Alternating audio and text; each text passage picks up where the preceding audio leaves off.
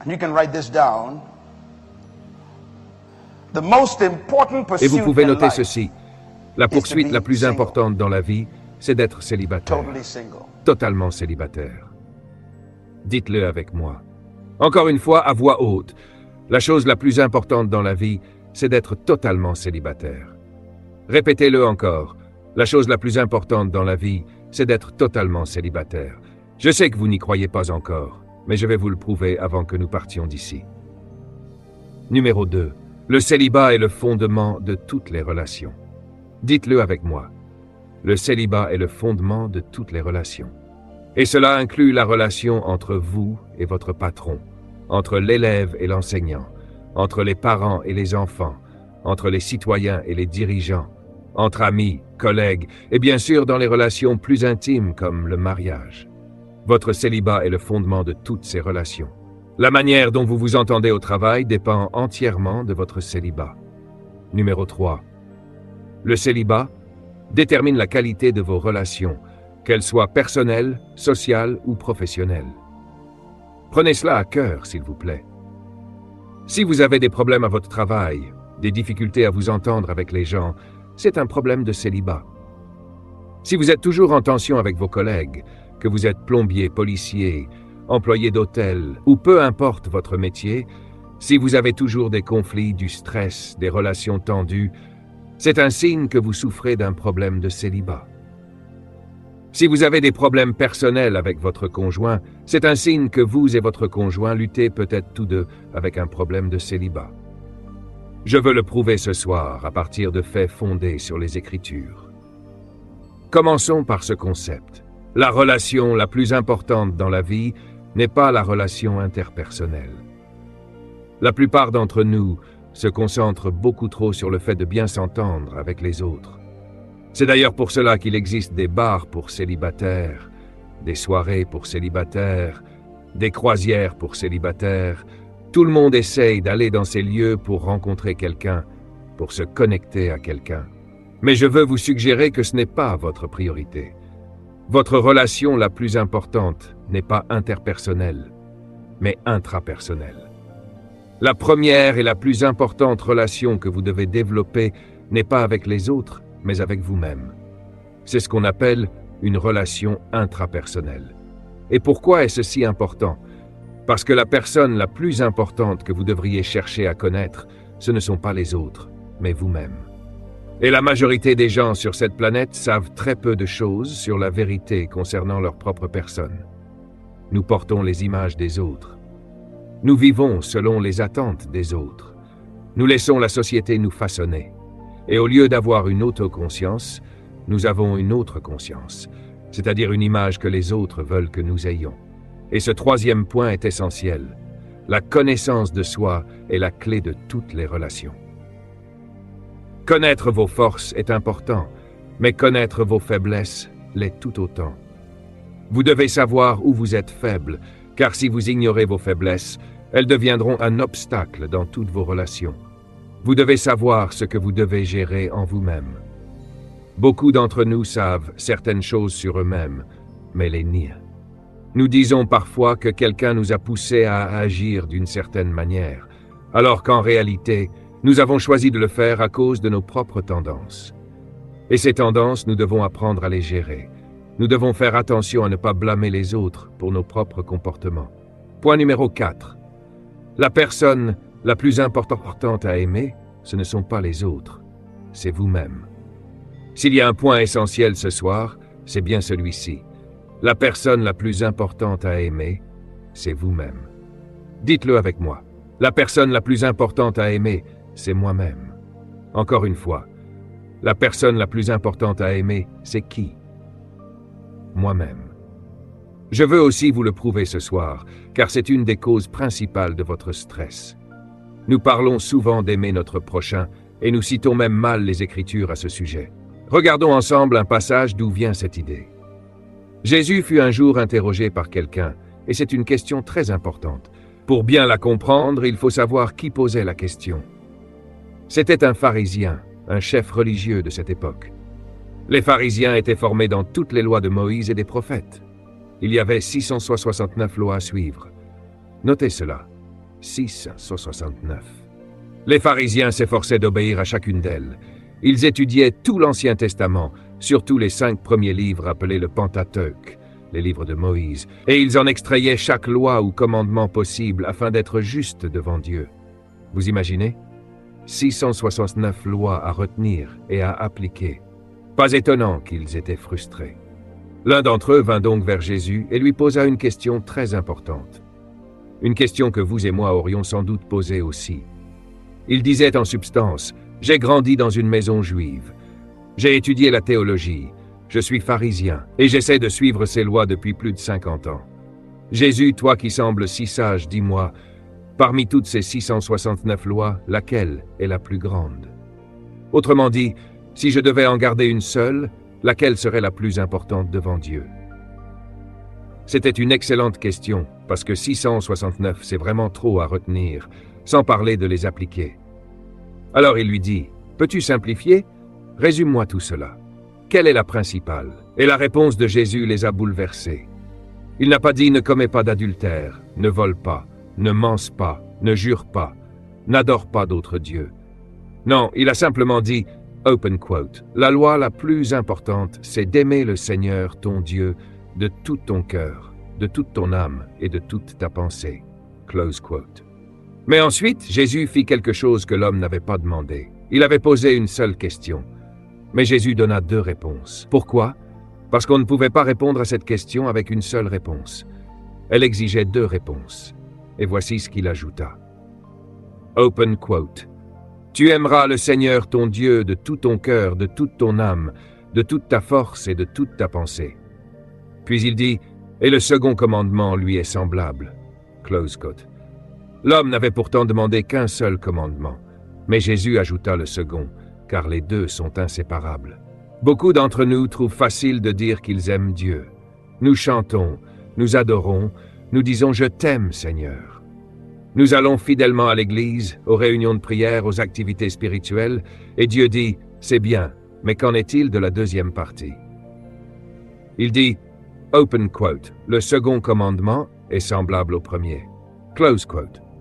Ce qui signifie qu'ils sont égaux. Et voici ce qu'il dit, « Tu dois aimer ton prochain comme toi-même. » Puis il ajoute, « Toutes les 669 lois sont contenues dans cette seule loi. Si tu gardes cette loi, tu n'as pas besoin des 669 autres. Aime Dieu, aime-toi toi-même, aime ton prochain. » Maintenant, lis bien ce passage. Jésus n'a pas dit d'aimer ton prochain en premier. Et c'est là que nous faisons l'erreur. Nous essayons d'aimer les autres sans respecter le préalable. Laisse-moi te l'expliquer. J'ai fait une recherche sur ce verset lorsque j'étais à l'université avec mon professeur, le docteur Jerry Horner, l'un des plus grands érudits en grec du pays. C'est lui qui a contribué à la traduction de la Bible Nivev ainsi qu'à la New Spirit Bible. C'est un homme remarquable, et il sera d'ailleurs parmi nous la semaine prochaine. Ne manquez pas cela. Vous allez progresser spirituellement en un instant en l'écoutant enseigner. Je me souviens qu'à l'université, dans son cours, nous avons étudié tout ce chapitre, et j'ai été profondément choqué quand il nous a donné le sens du mot grec que Jésus a utilisé ici. D'abord, il est écrit « Aime Dieu », ce qui signifie « Poursuis Dieu ». Concentre-toi sur son caractère, sa nature, ses qualités. Quand tu aimes quelqu'un, tu veux le connaître, tu veux passer du temps avec lui, comprendre comment il pense, ce qu'il désire, ce qu'il veut. Jésus dit, fais cela pour Dieu, poursuis Dieu de toutes tes forces. Apprends à connaître ses qualités, sa nature, son caractère. Reste près de lui pour le connaître vraiment. Puis il ajoute, aime ton prochain comme toi-même. Et le mot grec utilisé ici signifie « dans la même mesure ». Aime ton prochain dans la même mesure que tu t'aimes toi-même. Autrement dit, le degré avec lequel tu t'aimes toi-même détermine le degré avec lequel tu pourras aimer les autres. Jésus dit donc que l'amour de Dieu doit produire l'amour de soi, et que l'amour de soi te qualifie ensuite à aimer les autres. En d'autres termes, tu ne peux aimer les autres qu'à la mesure où tu t'aimes toi-même. Note cela. Arrête d'essayer d'aimer les gens d'abord. C'est pour cela que tu souffres. Si tu ne t'aimes pas toi-même, tu auras constamment besoin que les autres t'aiment. Et quand ils te décevront, tout s'effondrera, car tu ne te sentiras plus aimé. Mais si je m'aime et que tu ne m'aimes pas, je suis quand même aimé. Si tu retiens ton amour, je reste satisfait parce que je m'aimais déjà avant de te rencontrer. Et si tu me quittes, je continue de m'aimer. Christ dit donc, le secret c'est d'abord de tomber amoureux de toi-même. Mais il ajoute, dans la même mesure où tu t'aimes, c'est dans cette même mesure que tu pourras aimer les autres. Note cette phrase, c'est l'une de mes préférées depuis mes 16 ans. Open quote, il est plus important que tu t'aimes toi-même que tu m'aimes moi. Close quote. En d'autres termes, quand quelqu'un te dit « je t'aime », ta réponse ne devrait pas être « moi aussi, je t'aime ». Mauvaise réponse. Selon le royaume de Dieu, ta réponse devrait être « quote ». Mais est-ce que toi, tu t'aimes? Close quote. Pourquoi? Parce que si tu ne t'aimes pas, tu ne peux pas m'aimer. Et si tu dis que tu m'aimes sans t'aimer, tu mens. C'est donc plus important pour toi de t'aimer toi-même que de m'aimer. Et je dois m'assurer que tu t'aimes avant d'accepter ton amour, car tu ne peux pas m'aimer plus que tu ne t'aimes toi-même.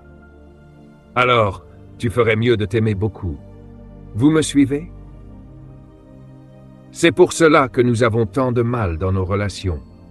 Nous essayons de forcer les autres à nous aimer pour que nous nous sentions aimés. Et c'est pour cela que nous sommes facilement manipulés. C'est un signe de manque d'amour de soi. Quand quelqu'un dit « je ferai tout pour toi », stop, ne dis plus jamais cela.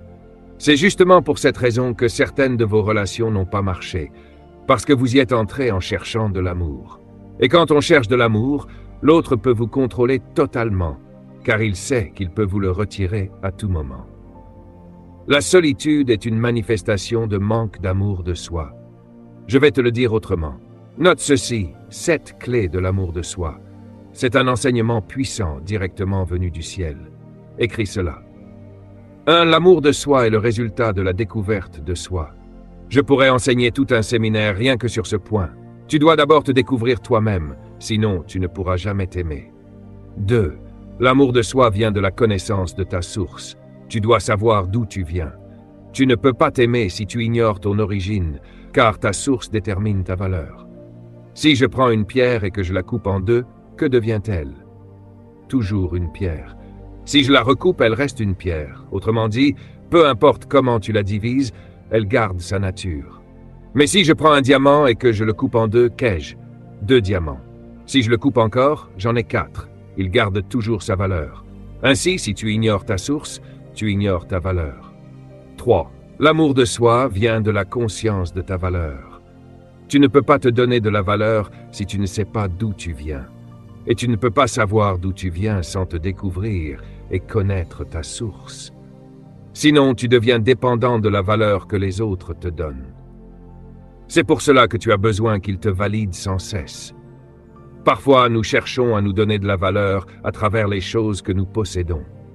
C'est pourquoi l'industrie de la mode contrôle ta vie.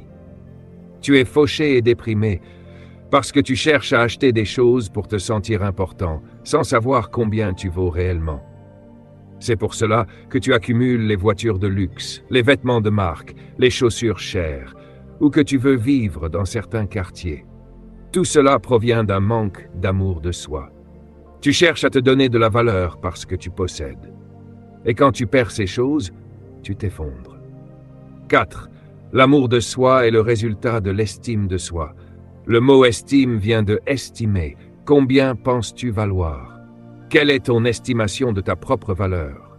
Certains ont une estime de soi si basse qu'ils se vendent dans la rue, par la prostitution ou plus subtilement à travers leur travail. D'autres se vendent dans des relations où ils savent qu'ils ne devraient pas aller aussi bas, mais ils n'ont aucune idée de leur véritable valeur. Alors ils se bradent, juste pour ne pas être seuls. Quelle tragédie! Tu ne devrais jamais te marier pour te sentir important.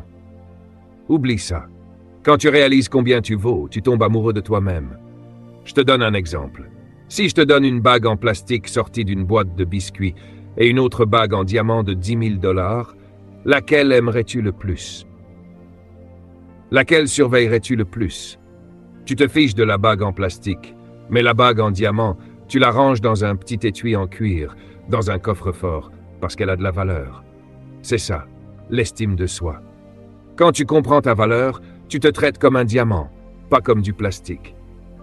Tu ne peux pas être vu avec n'importe qui, tu ne peux pas aller n'importe où. Tu sais ce que tu vaux.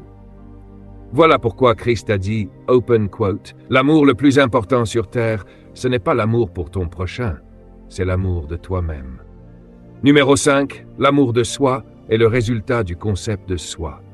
Le mot « concept » signifie « idée » ou « image ».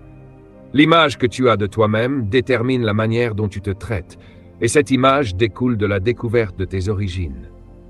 Tu sais, un diamant est un diamant. Tu as déjà entendu ça? Comme on dit aussi, une rose est une rose. Autrement dit, une chose est ce qu'elle est.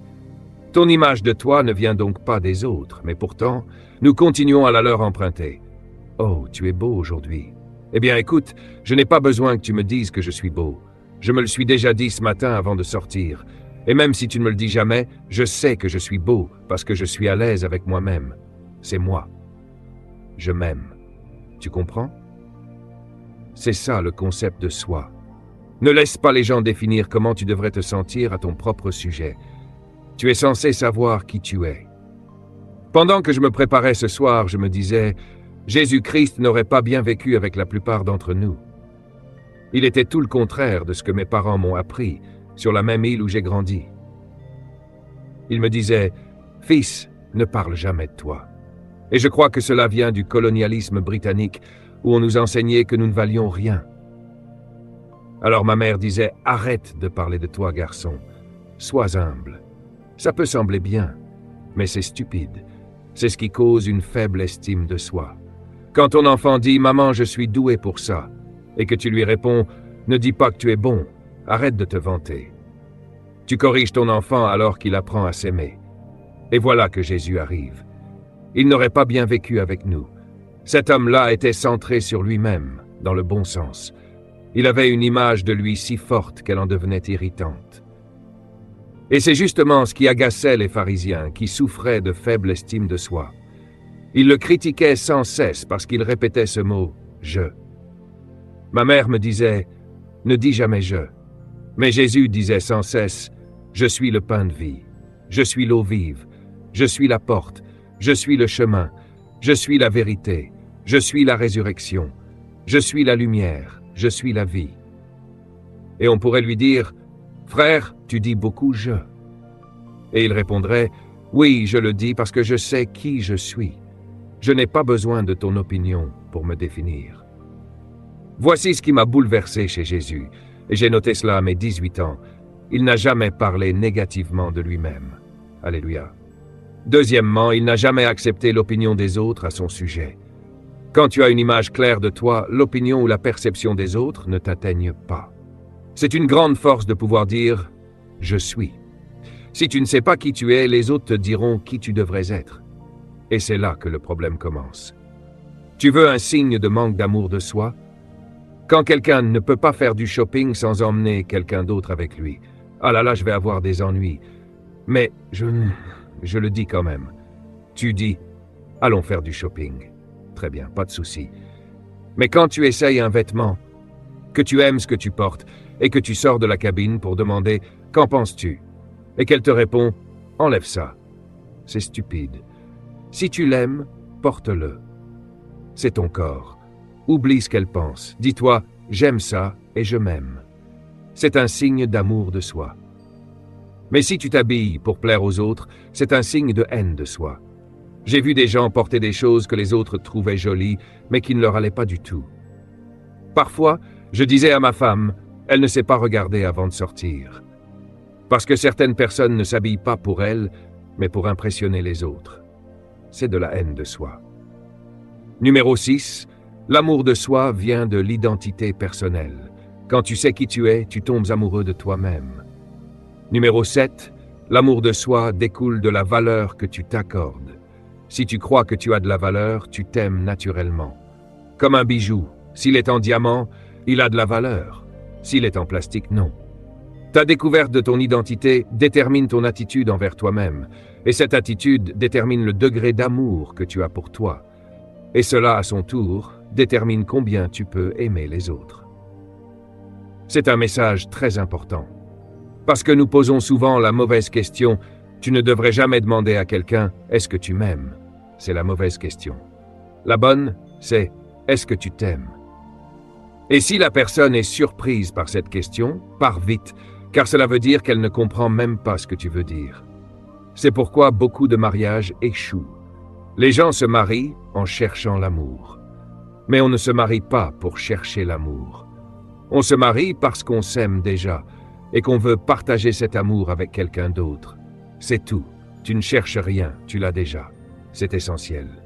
Et voici un autre point. L'amour de soi est la base du véritable célibat. Le célibat, c'est la relation la plus importante au monde, car c'est être complètement amoureux de soi-même. Être célibataire signifie que tu t'aimes tellement que même si personne ne t'aime, tu es heureux. Cela veut dire que ton meilleur ami, c'est toi-même. Tu peux passer toute la journée avec toi et même t'emmener dîner. Oh, laisse-moi crier un peu tout seul. Et crois-moi, je peux le faire tout le temps. Même marié, je peux m'offrir un bon dîner et savourer le moment, parce que je m'aime. C'est d'ailleurs pour ça que ma femme est en sécurité. Je m'aime moi-même. 10 manifestations de l'amour de soi. Voici comment mesurer si tu t'aimes vraiment. Note-les et médite-les pendant 3 jours. Si tu veux être une personne épanouie, influente et équilibrée, tu dois commencer par t'aimer toi-même. Voici les signes. Numéro 1. La confiance en soi. Une confiance totale. Et d'ailleurs, quand quelqu'un qui ne s'aime pas rencontre quelqu'un qui s'aime, il le perçoit toujours comme arrogant. Pourquoi ? Parce que son insécurité est intimidée par la sécurité de l'autre. Ce n'est pas de l'arrogance, c'est simplement de l'amour de soi. Alléluia. Numéro 2. L'amour de soi se manifeste par le respect de soi. Quand tu crois que tu es un diamant, tu ne te mets pas dans n'importe quelle situation. Tu ne fréquentes pas n'importe qui et tu ne portes pas n'importe quoi.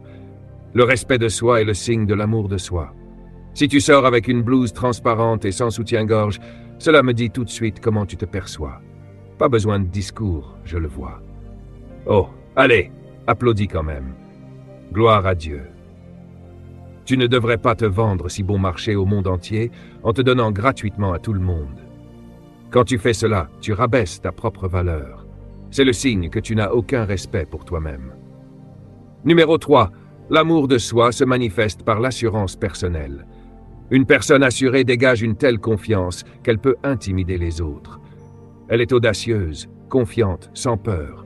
Elle croit, elle sait, et cette certitude peut même effrayer ceux qui ne l'ont pas. Voilà un signe d'amour de soi. Numéro 4. L'amour de soi se manifeste par l'affirmation de soi. Quelqu'un qui s'aime s'affirme. Cela ne veut pas dire qu'il est arrogant ou dominateur, non.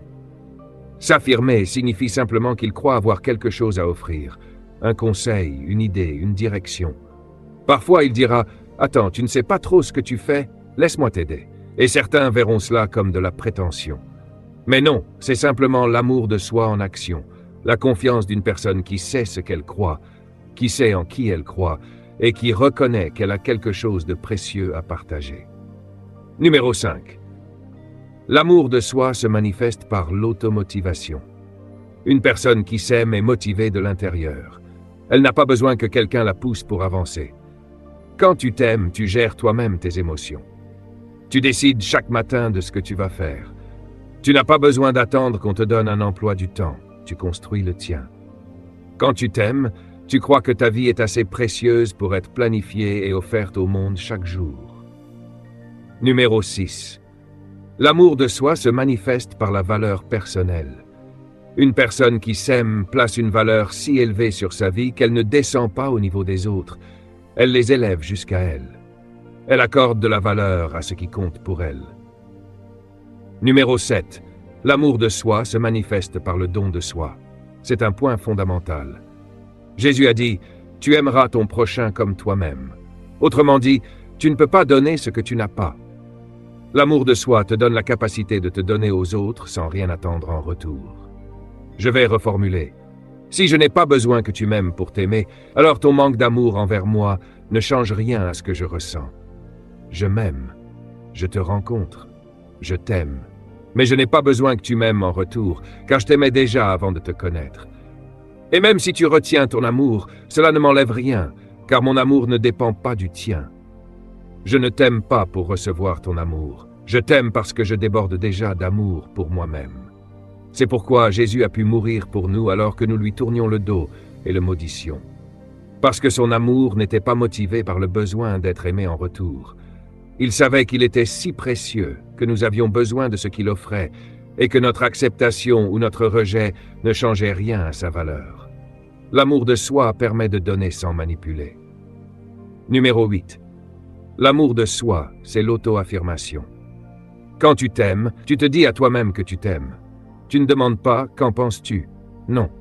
Tu dis « voici ce que j'en pense, j'aime ça ». Tu te félicites, ce que j'ai fait c'était bien. Et c'est ce que Dieu fait. Mon Père Céleste a créé 500 millions de galaxies, il a dit « c'est bon ». Puis il t'a créé. Et il a dit « c'est très bon ». Tu vois, Dieu est amour, et l'amour s'affirme. Si tu attends sans cesse l'approbation des autres, c'est un signe que tu manques d'amour de toi. Tu dépends de leur validation pour exister. Mais quand tu t'aimes, tu peux reconnaître quand tu n'as pas donné le meilleur de toi, sans te condamner. Ce n'était pas à la hauteur de ce que je peux faire. Je ferai mieux la prochaine fois. L'amour de soi te donne la force d'avancer et de t'affirmer sans dépendre des autres. C'est pourquoi une personne qui s'aime n'est pas manipulable. La critique glisse sur elle comme l'eau sur le dos d'un chat. Ce n'est pas qu'elle ne ressent rien, mais ses émotions ne sont pas livrées aux autres pour être contrôlées. Numéro 9. L'amour de soi se manifeste par le pardon de soi. C'est profond. Beaucoup de gens ne se sont pas encore pardonnés pour certaines choses, parfois depuis des années. Ils pensent l'avoir fait, mais ils portent encore le poids du passé. Ce que j'ai fait il y a 5 ans, ce que j'ai dit l'an dernier, et ils traînent cette culpabilité. Mais quand tu t'aimes, tu entretiens une relation saine avec toi-même. Tu peux te dire, ce que j'ai fait la semaine dernière, c'était stupide. Tu vaux mieux que ça. Arrête! Oui, d'accord. Et tu passes à autre chose. Nous cherchons souvent le pardon des autres, alors que nous ne nous sommes pas encore pardonnés nous-mêmes. Souviens-toi, tu ne peux pas offrir aux autres ce que tu ne t'es pas donné. Si tu ne t'es pas pardonné, tu ne peux pas vraiment pardonner les autres. Numéro 10. L'amour de soi se manifeste par l'investissement en soi. Si je te donnais une bague en diamant d'une valeur de 50 000 $, tu la laisserais par terre? Non. Tu paierais pour la mettre dans un coffre sécurisé, n'est-ce pas? Pourquoi? Parce qu'elle a de la valeur. Tu n'investirais pas autant pour une bague en plastique. L'investissement est une mesure de la valeur. Je m'aime tellement que je lis au moins 4 livres par mois. J'investis en moi-même parce que je crois avoir quelque chose d'important à offrir au monde. J'élargis mes connaissances, je développe mes compétences, j'apprends constamment pour devenir plus efficace. Je mange sainement, je paie un peu plus cher pour de la nourriture de qualité, parce que je m'aime. Je bois des jus naturels, je prends soin de mon corps. À 54 ans, je suis encore plein d'énergie. Pourquoi? Parce que j'investis en moi-même. Quand tu aimes quelque chose, tu investis dedans. Un homme qui fume me montre immédiatement qu'il ne s'aime pas. Il ne respecte même pas ses poumons. L'amour de soi détermine ce dans quoi tu investis. Tu retournes à l'école suivre un cours parce que tu t'aimes. Tu décides de perdre du poids parce que tu t'aimes. Tu fais de l'exercice. Tu changes ton alimentation, non pas par contrainte, mais par amour pour toi. Mais certains se négligent. Ils aiment peut-être leur esprit, mais pas leur corps. Où est ton amour de toi? Et maintenant, parlons de célibat et d'influence. Chaque être humain a été créé pour influencer le monde. Quand tu tombes amoureux de toi-même, que se passe-t-il ensuite? Voici la réponse. Chaque être humain est né pour influencer son environnement. L'influence, c'est la capacité d'avoir un impact sur ton entourage, sur les personnes et les circonstances. Par ta présence, ta performance, ta personnalité et ta compétence. Souviens-toi bien de ces 4 mots. Présence, performance, personnalité, compétence. Si tu veux avoir un impact durable avant de quitter cette terre, ces 4 dimensions doivent faire partie de ta vie. Tu deviens une personne d'influence lorsque ces 4 aspects sont développés dans ta vie. La première, c'est la présence. Cela signifie que lorsque tu entres quelque part, ta simple présence a un impact. C'est le signe que tu es une personne influente. Deuxièmement, la performance. La performance veut dire que tu es si bon dans ce que tu fais que tu imposes naturellement le respect. Tu deviens donc une influence.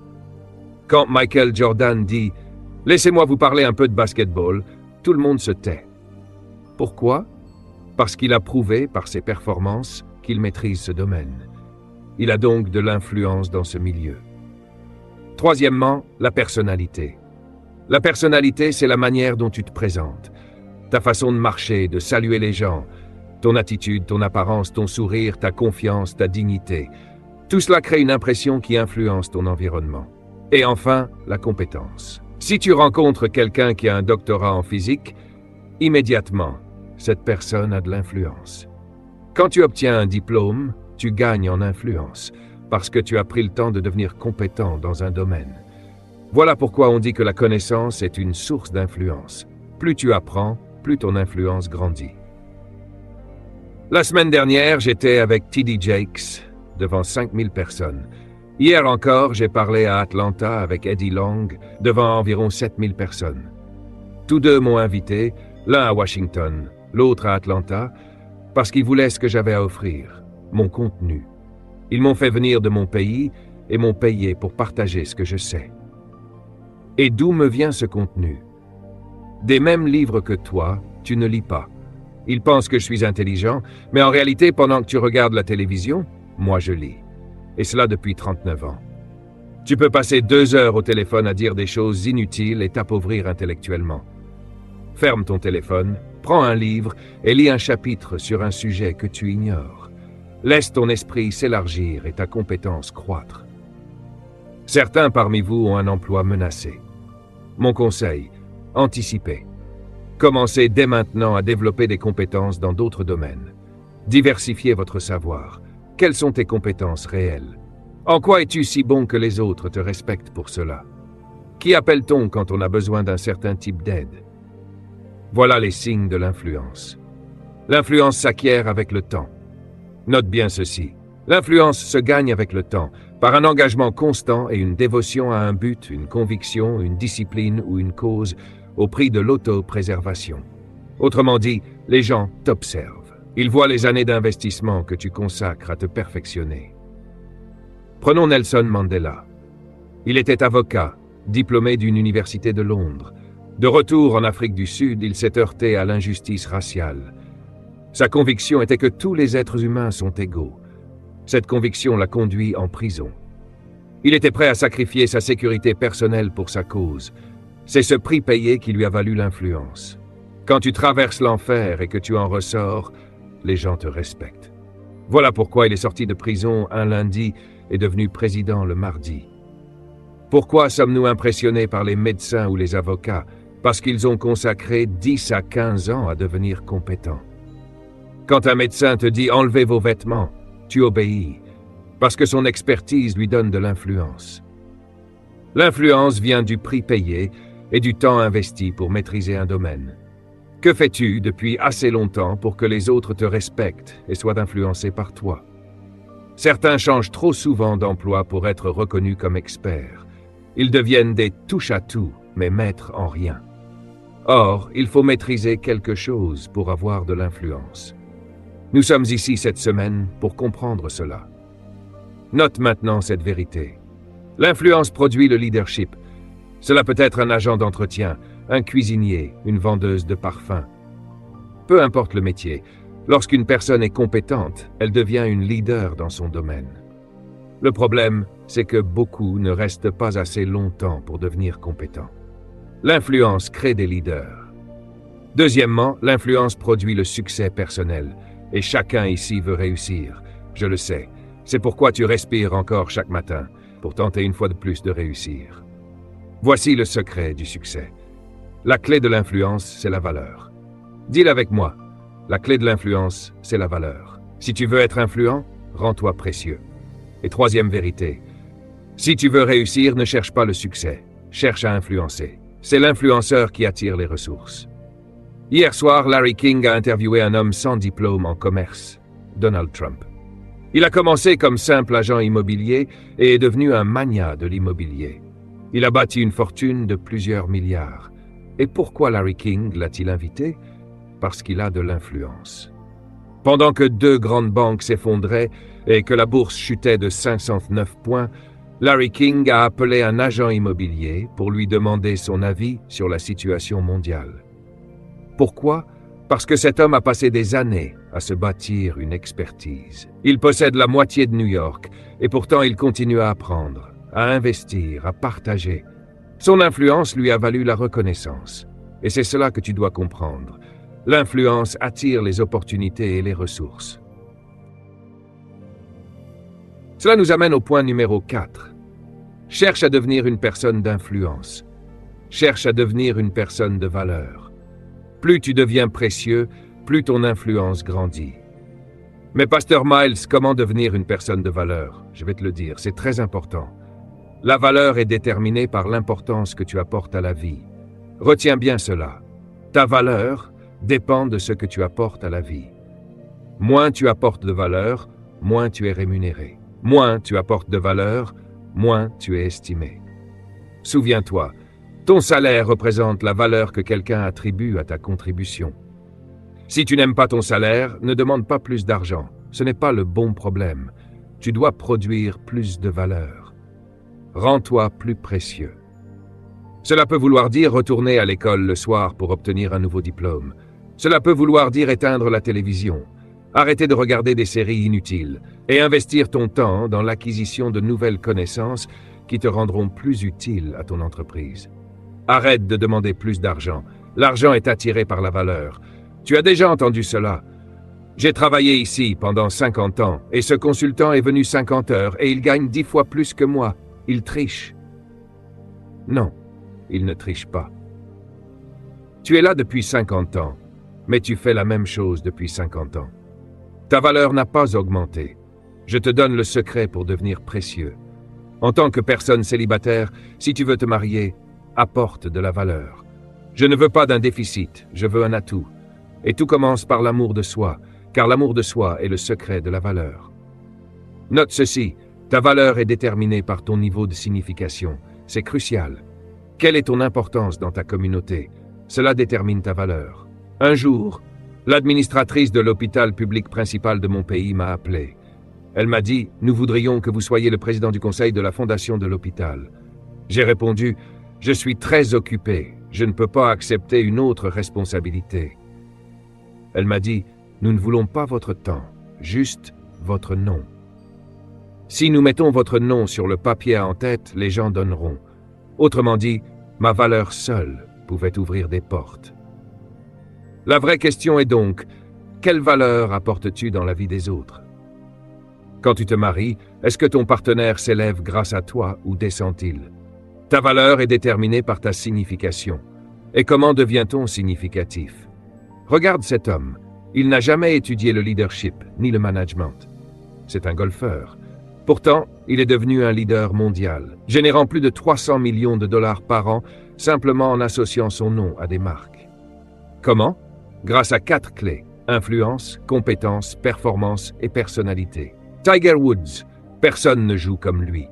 Sa performance attire le respect. Sa personnalité, concentrée, souriante, inspirante, attire les foules. Et sa présence, quand il entre sur un terrain, des milliers de personnes viennent le voir. Sa présence transforme le gazon vert en or. Et toi, quand tu arrives quelque part, qu'est-ce que ta présence produit?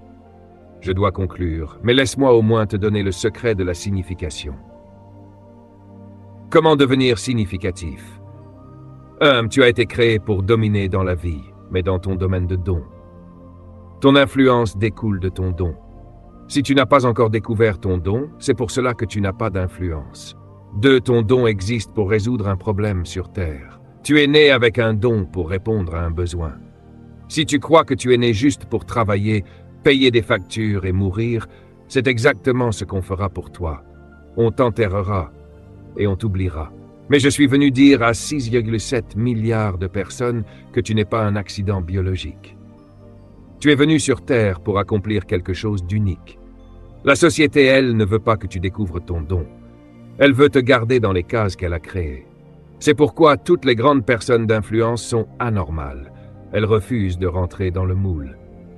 Tiger Woods a trouvé son don à 4 ans et demi. Son père l'a emmené sur un parcours de golf, il a frappé la balle et son père a dit « Tu as un don ». Depuis ce jour, il n'a cessé de l'affiner, de s'entraîner, de se perfectionner. 3. Ton don est ton domaine de signification. Découvre-le avant de quitter cette conférence, et peu importe ton âge. Abraham a trouvé le sien à 75 ans. Souvent, ton emploi n'est pas ton don, et parfois ton emploi peut même étouffer ton don, parce qu'on te dit quoi faire, au lieu de te laisser exprimer ce pourquoi tu es né. Dans notre ministère, nous donnons la liberté aux gens d'exercer leurs dons. Je leur dis, voici ce qu'il faut accomplir. Développe-le à ta manière. Certains sont perdus, car ils viennent d'environnements où ils ne pensaient pas par eux-mêmes. Mais je crée une culture de liberté, où chacun doit puiser dans son potentiel. 4. La découverte, le développement, le raffinement et le service de ton don au monde. Voilà la clé de ta signification. Je répète, découvre, développe, raffine, puis sers ton don au monde. Nos livres et nos enseignements ne sont pas là pour vendre des produits, mais pour t'aider à découvrir et perfectionner ton don, à comprendre la volonté de Dieu pour ta vie et à exercer ce don dans le royaume. C'est là que réside ta valeur et c'est ce qui attire la richesse. Note encore ceci. Les gens sont attirés par ton don, pas par toi. Jésus lui-même l'a dit. Un jour, une foule de 70 personnes voulait le suivre. Il leur a demandé « Pourquoi me suivez-vous ? N'est-ce pas à cause du pain et du poisson que je vous ai donné hier ?» Autrement dit, il n'était pas attiré par sa personne, mais par son don. Les gens seront attirés par ton don. Le Dr Simmons est ici aujourd'hui. Il est pédiatre ou obstétricien, quelque chose comme ça. Depuis des années, des milliers de personnes viennent à lui. Il ne va pas les chercher, c'est eux qui viennent à lui. Pourquoi ? Parce qu'ils viennent pour son don. Ce n'est pas forcément sa personne qu'ils aiment, même si certains finissent par l'apprécier, mais c'est le don qu'il porte qui les attire. Et devine quoi ? Il le rémunère pour ce don. Voilà pourquoi le secret de la richesse se trouve dans ton don. Si tu veux devenir une personne d'influence, tu dois d'abord t'aimer toi-même.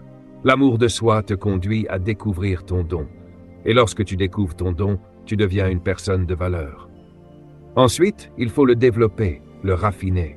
Cela peut vouloir dire changer ton entourage, te concentrer sur un plan d'action précis, nourrir ton esprit de bons enseignements, t'entourer de gens qui évoluent dans ton domaine, t'inscrire à des séminaires, suivre des formations. Tout cela te permet de perfectionner ton don. Parfois, il faut même quitter ton emploi pour assister à une conférence qui va faire grandir ton potentiel. L'avenir ne se trouve pas dans un emploi. L'avenir se trouve dans la personne qui occupe cet emploi. Ne sois donc pas marié à un poste, car on peut te le retirer à tout moment. Et si ta valeur dépend de ton emploi, tu ferais mieux de prier pour ne jamais être envoyé. Tu es plus important que ton titre. Tu es plus important que la position qu'on t'a donnée. C'est pour cela qu'ils peuvent te l'enlever quand ils veulent.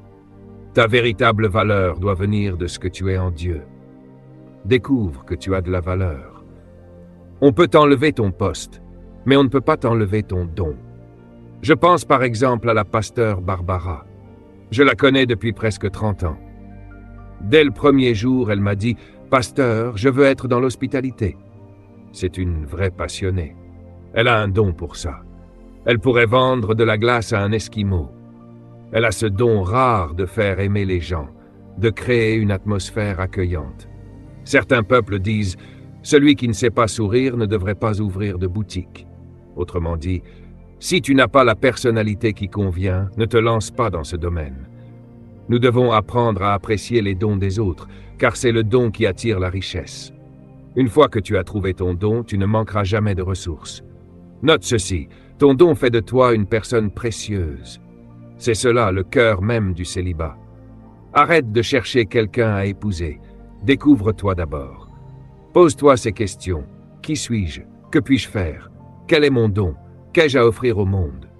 En quoi puis-je faire une différence? Comment puis-je influencer positivement? Voilà les vraies questions. Et j'ai un conseil pour vous, les célibataires. Ton don attire la richesse et l'influence. Quand tu découvres ton don, tu deviens attirant. Quand tu n'as pas de don à offrir, les gens t'utilisent et te fuient ensuite. Mais si tu portes un don, tu attires les bonnes personnes. C'est pourquoi ceux qui réussissent grâce à leurs dons doivent apprendre à gérer leurs relations avec sagesse. Pense-y, combien de femmes ont probablement essayé d'attirer le Dr. Simmons à son cabinet? Des centaines, voire des milliers. Pourquoi? Parce que le don attire les gens. Et souvent, ils s'imaginent que le don apporte aussi beaucoup d'argent. Je me souviens d'une histoire. J'étais à Washington, D.C., dans un bel hôtel Hyatt, où Maurice Cerullo organisait une conférence. Ma femme et moi étions dans le hall, attendant l'ascenseur. Beaucoup de participants me connaissaient parce que je parle souvent à leurs conférences. Alors, ils se sont précipités vers moi, enthousiastes, demandant des autographes, prenant des photos. Et à côté de moi, un homme grand me dit « Dr. Munro, vous ne devriez pas être ici. » Je lui ai demandé pourquoi. Il m'a répondu « Vous ne devriez pas rester là. Les gens vous harcèlent. » J'ai ri et j'ai dit « Ce n'est pas du harcèlement. J'aime ces gens. Je vis pour les servir. » Il a insisté « Non, vous devriez utiliser l'ascenseur VIP à l'arrière. Les orateurs et les invités spéciaux l'utilisent. » J'ai répondu « Mais je ne fais pas partie de cette conférence. » Il a répliqué « Peu importe, vous devriez quand même utiliser l'ascenseur VIP pour ne pas être dérangé. » Puis il a ajouté « Et vos gardes du corps, ils sont où ?» Je lui ai dit « Ma femme est ma garde du corps. » Tout le hall a éclaté de rire et applaudi. Et j'avais raison. Parce que je ne fais pas confiance à n'importe quelle femme. Je suis un homme doué et mon don attire. Mais quand les gens me voient avec ma femme, ils comprennent. Ne t'approche pas de lui, il est heureux. Ton don peut même attirer des esprits mauvais. Souviens-toi, l'apôtre Paul était suivi par une belle jeune femme qui prophétisait. Ce qu'elle disait était juste, mais ses intentions étaient mauvaises. Paul a fini par lui dire « Tu es pleine de démons. Ton don attire la richesse, mais il attire aussi l'influence, et parfois la tentation. Quand tu as un don, même si tu n'es pas marié, tu deviens plus sélectif dans tes relations. Certaines personnes disent « Personne ne me remarque ». Si c'est ton cas, c'est peut-être parce qu'on ne voit pas ton don. Tu dépenses des fortunes en coiffure et en apparence, mais si tu n'as rien à offrir, les gens ne s'y intéressent pas. On ne veut pas seulement de la beauté, on veut une personne qui porte un don.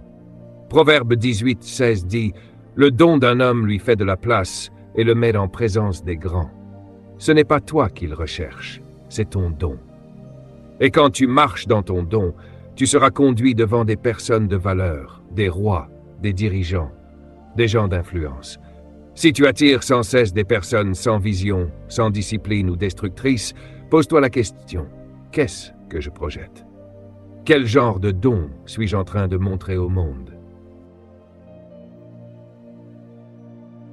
Note ceci, ton don te rend plus attirant que ton apparence physique. Je suis sûr que Vicky partagera son histoire avant la fin de la semaine, comment elle a rencontré son mari. Ce qui est incroyable, c'est que ma femme a été attirée par moi à cause de ce à quoi je me consacrais, par ma vision. Elle venait à nos concerts, désireuse de rencontrer cette personne, ce type sympathique. Une fois, j'ai décidé de ne plus répondre. Elle m'a écrit une lettre magnifique, pleine d'admiration. « Tu es le meilleur homme que j'ai jamais rencontré. » Et là j'ai pensé, « Waouh, je dois lui répondre. » Autrement dit, elle a reconnu de la valeur en moi. Réfléchis, qui attires-tu réellement? Même si tu portes des vêtements d'une valeur de 1000 $, si ton don n'existe pas, tu n'attires personne. Ton don te mettra en présence de personnes influentes, de prospects, de leaders. L'affluence ne signifie pas seulement être riche matériellement. Note ceci, être affluent, c'est être riche en confiance personnelle, en motivation, en estime de soi, en sens de la valeur et de la signification. Une personne affluente se sent importante dans la vie. Elle a un sens du destin, un sentiment de responsabilité envers la génération suivante. Elle sait gérer ses ressources, se tenir responsable de sa vie et attirer davantage de richesses. Je veux prier pour vous ce soir. J'ai dit beaucoup de choses et cela m'a pris des années pour en arriver ici, car j'ai dû apprendre moi-même ces principes. Je suis un exemple vivant de ce que j'enseigne. Je vis toujours sur une île, à 7 miles de large, à 10 minutes du quartier où j'ai grandi, un quartier à faible revenu. La plupart des gens que je connaissais à l'époque y sont toujours, jouant au domino sous le même arbre. La seule différence entre moi et eux, j'ai décidé de poursuivre mon don et de le raffiner. Vous avez encore votre don. Vous êtes né avec. La bonne nouvelle, personne n'a besoin de vous le donner. Il n'y a donc aucune excuse. Dieu n'a jamais dit à Adam d'être productif, car il l'était déjà. Il lui a dit, sois fructueux, fais sortir ce qui est à l'intérieur. Un arbre à mangue ne donnera jamais des oranges. Peu importe votre semence, c'est le fruit que vous devez produire. Il y a une passion première en vous qui vous rend singulièrement influent. Je prie, et Dieu m'a dit, libère cette semence, enseigne-la aux gens. Voilà la clé de ton célibat, de ton influence et de ton affluence. Ta semence attire la richesse et te protège des crises économiques. Un médecin ou un avocat garde son savoir même s'il perd son emploi. Qu'emportes-tu toi si tu perds ton emploi? Prions maintenant. Commence par te pardonner à toi-même. Pardonne les petites choses que tu n'aimes pas chez toi. Ton nez, tes jambes, tes yeux, tout ce que tu déprécies. Cela t'empêche d'aimer les autres. Demande à Dieu de te révéler d'où tu viens. Tu viens de lui. Tu n'es pas un objet. Tu es à l'image de Dieu. Demande un miracle. Sois délivré de ton éducation, de ton quartier, des paroles de tes parents qui te disent encore que tu n'es rien. Peu importe ton âge, ces paroles ne définissent pas ta valeur. Dieu te dit, tu es qui je t'ai créé pour être. Tu es toujours grand. Demande-lui de te donner l'amour de toi-même que tu n'as jamais eu, de découvrir la valeur de son image en toi et de pardonner pour tout ce qui a dévalué cette image. Préparons-nous pour demain en mettant tout sur l'autel ce soir. Peu importe ton église ou ta famille, ce soir il s'agit de toi, de ton amour, de ton don et de Dieu. Si tu veux comprendre d'où tu viens et qui tu es, et te connecter à ton don, viens te tenir ici devant moi. Dis simplement ton nom. Ce soir est une occasion de réveiller ton don. Le secret de ton futur est dans le don que tu portes. Ce n'est pas ton travail, ton éducation ou tes relations. Ton don ouvre les portes, crée des opportunités. Je n'ai jamais eu à demander une invitation, car les gens recherchent le don. Approche un peu plus près, s'il te plaît. Remercie Jésus. Lorsque le Seigneur te parle, prends une décision immédiatement. J'ai appris cela et c'est pourquoi je suis très obéissant. Quand le Seigneur me convainc d'agir sur un point, je réagis tout de suite. Ce soir, si quelque chose t'a interpellé, n'hésite pas. Viens tout de suite devant lui. Ne réfléchis pas trop, dis simplement « Seigneur, oui, je te remets cette partie de ma vie. Je veux apprendre à m'aimer. » La Bible dit « Si vous entendez sa voix, n'endurcissez pas votre cœur. » Souvent, nous commençons à réfléchir, à nous retenir, à craindre le regard des autres. Non. Si Dieu te parle, réponds-lui immédiatement. Cette conférence est pour chacun de nous. Nous avons tous des problèmes, mais nous ne sommes pas ces problèmes. Dieu les résout par la remise, par l'amour de soi. Ce soir, écoute cette chanson et laisse-la devenir ta prière. Incline ta tête, ferme les yeux et laisse le Saint-Esprit t'instruire. Pleurez, s'agenouiller, prier à voix haute, murmurer. Peu importe ce qu'il te demande, laisse-le transformer ton être ce soir. Tu ne te vendras plus à bas prix. Dieu te remet dans l'écrin du diamant. Ton âge n'a rien à voir avec ta valeur. Au contraire, plus tu vieillis, plus tu deviens précieux pour le monde. Lève tes mains et prie à voix haute. Père céleste, Jésus, je veux t'aimer. Enseigne-moi à t'aimer, à te poursuivre, à te comprendre.